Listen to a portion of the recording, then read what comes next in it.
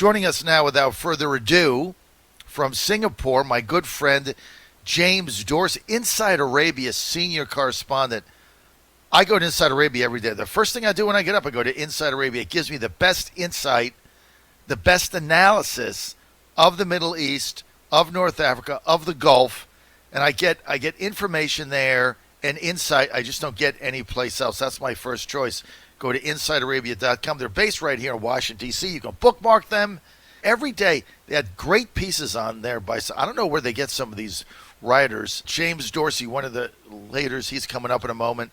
But I love Inside Arabia. It's a great source of information, and they bill themselves as the voice of the Arab people. So you get a little bit of you get better insight and better perspective and better analysis than I can get any place else. Go to InsideArabia.com, InsideArabia.com. And one of their senior contributors joining us now live from Singapore from InsideArabia.com, James Dorsey. Hey, James. Hi, how are you, John? James, always better when I've got James Dorsey on. When I see your name on the manifest, it puts me in a good mood. So I'm doing great, James. Very good. Yeah, because you're good. Listen, we haven't given this a lot of coverage because you got Kamala Harris, you got the VP pick, you got mobs going in the USA, but United Arab Emirates, UAE, and MBZ, they decide to, in a historic move, recognize the state of Israel, normalize relations with them. Now, this is a pretty shocking move. Nobody really saw this coming. It wasn't on anybody's radar screen. As you know, the UAE just launched a rocket to Mars, and seems like MBZ now trying to distance himself away from MBS in Saudi Arabia, who's gone off the rails in some areas. Give us your assessment of this. How did it happen, James? What are the implications? It's been in the works for a while, and I've been hearing about it for a while. I think it's a bold but tricky move on the part of all three players. And the key here are two things. One is you need to look at the fine print. What the UAE Crown Prince Mohammed bin Zayed said was that Israel had agreed to suspend, not cancel, annexation. That, and this is the real achievement that is tangible, recognize the state of Israel, and they would work on a roadmap towards normalization. So, with other words, we're not getting opening of embassies tomorrow. That's or whatever. There's a lot of detail that needs to be negotiated. Now, two of the major questions are this: where, once you get that far, where is the UAE going to put its embassy in Israel? If it puts it in Jerusalem, it puts itself in a very precarious position. Similarly, if the Israeli government, at whatever point in the future, decides to annex parts of the West Bank, what is the UAE going to do? It's very clear that the Jordanians won't stand for it. The Egyptians likely won't stand for it. So this is, and the tricky part here for Trump is that, yes, he contributed to getting what is a major step forward, but the tricky part is that it very quickly could fall apart. So what's the incentive here for the UAE to do this, and MBZ? The UAE and Israel have common interests, and you've also got to understand that of all of the Gulf states, the UAE was the one that engaged with Israel the most up until now. The common interest is several-fold. One is they both see Iran as a perceived threat. They're both concerned that the United States may reduce its commitment to the Middle East, and they both want that commitment to remain. So by basically throwing a bone to the United States, a very important bone, namely two important partners, allies, working together for the first time, they hope to create an environment in which U.S. interest may be rekindled. They obviously have common interests in terms of security cooperation. They have common interests in in technology cooperation. They have common interests in opposing political Islam and the Muslim Brotherhood, so that they do have a lot in common, and this serves both of their interests. The other tricky thing, however, for Israeli Prime Minister Benjamin Netanyahu is that he has promised to annex. Now, there are going to be on the far right side of Israel many who feel the UAE is not worth surrendering territory that they feel is theirs. Mm-hmm. What level of opposition is Netanyahu going to have within the Knesset? I think he's going to have significant opposition from the far right. He's going to have significant opposition from segments of the religious community, and he's in an electorally precarious position. You may be going to a fourth election in 2 years, and he hasn't been doing really well in the elections. Sure, he's come out as prime minister, but he has not come out with a clear mandate that does not make him dependent on other political parties. So how does this help Netanyahu politically, James? By the way, we're with James Dorsey. He's live in Singapore, senior contributor, Inside Arabia. Go to InsideArabia.com. James, so when I look at Israel's perspective, and we know that Netanyahu is going to come under fire from this for the right. He doesn't really have a very significant governing mandate. I mean, it hangs by a thread as it is over there. So what's his incentive? Well, I think this is true again for both the UAE and Israel. They are uncertain about if a Biden administration comes to office after the U.S. election, what a Biden administration's attitude is going to be towards key issues. Mm-hmm. For one, the Biden administration may want to try and rekindle negotiations with Iran.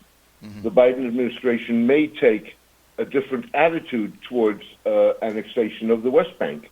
Mm-hmm. So this is trying to reach out in a sense and showing and demonstrating that Gulf states and Israel are willing to work together. Keep in mind that this puts other Gulf states in a very difficult position because they're going to be under pressure to follow suit, and several of them will be very reluctant to do so.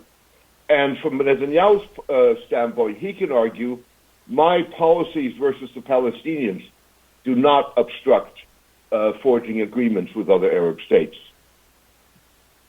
Interesting perspective. Let's get to, we're with James Dorsey live in Singapore. James, a couple more minutes on this topic. What about the relationship now between the U.S. and the UAE? I mean, but the MBZ is still involved in bombing the Yemeni people. That war is still going on. We're still supplying them, even though we said we weren't. How does that, is that come into play here at all? The UAE is involved in various conflicts in the Middle East. Right. Having said that, the United States has not really taken, certainly not the White House, a strong position on whatever of those conflicts, Yemen, Libya. Where I think the real potential future points of tension are relations with China. So you've already had the United States pressuring Israel in terms of its relationship with China. Mm-hmm. You had the United States shooting across the bow with the UAE mm-hmm. when they rejected a UAE offer for medical assistance because it came from China. Mm-hmm. And you've had in recent weeks several statements by senior U.S. officials essentially saying, or paraphrased if you wish, that Gulf states are going to have to choose. And that's going to be a very tricky issue. All right, let's get to that, James. And you had a piece up on Inside Arabia the other day. This is what prompted us to ask you to come on. Rejiggering Gulf security, China's game of shadow boxing, and China's continuing trying to influence into the Middle East. So now China really becomes an issue. The U.S. wanting to get closer to the UAE vis-a-vis what China's doing, and that's our incentive So elaborate on that. I mean, what is China's object? They play the long game. Everybody knows that. What's their long game vision? Their movements now in the Middle East. The irony here is that the Middle East is one of those regions. Maybe there may not be that many, but one of those regions where there actually is scope for U.S.-Chinese cooperation. So the situation is the United States provides the defense umbrella, and the United States has been signaling since the Obama administration that they want to reduce their commitment. The Chinese have never wanted to get involved. They've basically wanted to do business, economic relations, strategic relations, and call it a win-win situation, which meant China wins twice. Having said that, the Chinese are in the same boat that the Gulf states are. With other words, they need a regional security architecture. They're not capable of putting it together themselves, and they no longer feel that they can rely wholly on the United States. And so what the Chinese have been doing is basically signaling to the Gulf, and it's also signaled to the United States, to say, we're willing to help share in the burden. We're willing to cooperate in a rejiggered security architecture. But to do that, you've got to lower, the Gulf, have got to lower regional tensions, which means in practice that you have to come to some sort of arrangement with Iran. That doesn't mean solve your problems, but what it means is basically some sort of non-aggression understanding so that you can manage rather than resolve conflict. So let's get to in your piece talking about how China and the Gulf partners they kind of have a relationship that's kind of a sidebar relationship. But let's get to MBS, Mohammed bin Salman, Crown Prince Mohammed bin Salman, and the Saudis. The advance with UAE and MBZ, is this a move by the Trump administration to move away from Saudi Arabia because of all the problems that MBS has had? The people he's locked up, the Khashoggi murder. That's really, I don't know what you want to call it. That's really what it is. The Gulf blockade, which has turned into be totally asinine, and Qatar's better off today than they were before. It's stupid. Is this an opportunity for President Trump and the Trump administration to separate themselves out from MBS and go build a better relationship with the older, more mature, more measured MBZ? Is that a legitimate question here? It's a legitimate question, but I don't think so. Nor do I think that Trump wants to do that, nor do I think that MBZ wants to do that. There's been a long-standing relationship between the United States and the UAE, and as there has been with Saudi Arabia and various other countries in the region. There are differences between the UAE and Saudi Arabia, but the UAE needs the Saudis. For them to be able to punch above their weight, they've often worked through the Saudis. What I think you're seeing is not a divergence, but a maturing of the relationship, if you wish, between Mohammed bin Zayed, the Crown Prince of the UAE, and Mohammed bin Salman, the Crown Prince of Saudi Arabia. So if you go back 5 years, when Mohammed bin Salman first came to office, was roughly 29 years old, Mohammed bin Zayed was a significant influence on him. He was like an elder brother, like a mentor. Mm-hmm. He was older, he had experience. Mm-hmm. They thought in many ways along the same lines, even if they handled things differently. And we're now 5 years on, and I think what we're seeing is Mohammed bin Salman, for good or for bad, coming out in his own, and maintaining still a very close relationship with Mohammed bin Zayed, but no longer one in which the the leverage is weighted exclusively on the side of Mohammed bin Zayed. Do you really think that these Gulf states actually think that there's some future security arrangement with a CCP when the U.S. has the biggest air base right there in Qatar, where we've had a long-standing relationship, where we're their protector via Iran? I mean, I kind of get the positioning because they have to be sure that we're going to stay as their security umbrella in the Middle East. But with all the resources we already have there, when you said shadow boxing, and I read your piece a couple of times, James, I almost thought it was like maintain a relationship with the CCP to leverage the U.S. Whether Trump wins again or Biden, you want leverage, and that would bring them that. Is that really the objective here? I think the flaw in the argument, if you will, is it's not just presence. It's not how many troops do you have in Qatar, or how many bases do you have in the region. It's also what do you do with them, and what is your policy. So you had two instances last year, two major incidents, where the United States was expected to react and did not react.